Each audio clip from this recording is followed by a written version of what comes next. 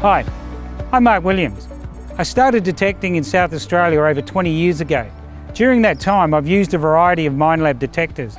My first machine was the Eldorado Mark II.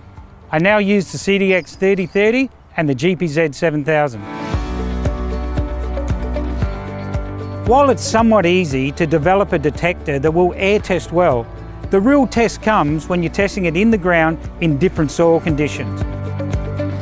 Greg's part of the R&D team here at Minelab. He's now going to tell us a bit about the in-ground test facility. So Greg, what's the difference, say, air testing versus in-ground testing? The main difficulty is that the ground gives a lot of signals off. Now, if we just consider targets, we have a very wide range of targets, fine gold to large gold, to different types of coins, to ferrous relic objects. And the trouble is that the ground, which can be magnetic like the iron mineralised soil in WA, and it can also be a little bit conductive like salty beaches, they give off signals that are similar to some of the targets and that they actually overlap. And the better you can separate those ground signals from the target signals, the better your performance of the detector is going to be. So what do you actually have set up here? Well, we've got 4 lanes. They're 10 metres long by about 3 metres wide, and they go up to about 1.6 metres deep. And we want them that deep to make sure we don't have any sort of influence from the surrounding ground.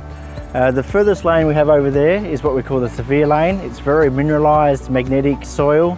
It's meant to replicate the sort of soils or grounds that you get in goldfields. The next lane over there is a moderate lane. It has a bit less mineralisation and a bit more conductivity.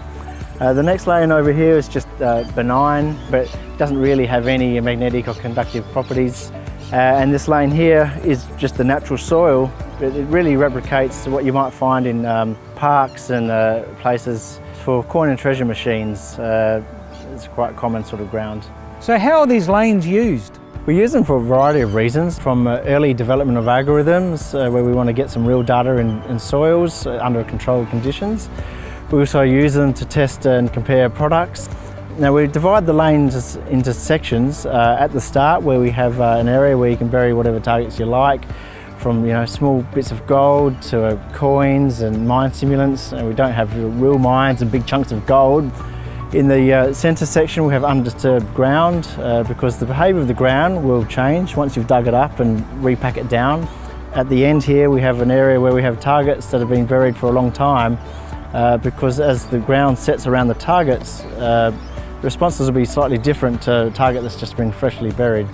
Is there any other testing that you do?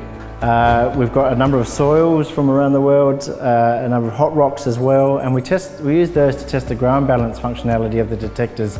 So we can, have a detector that ground balances very well to all different types of rocks.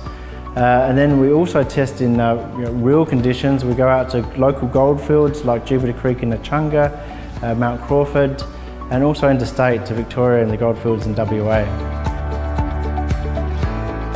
So that's a quick look at the in-ground testing at Minelab. But I think we've barely scratched the surface when it comes to developing the world's best detectors.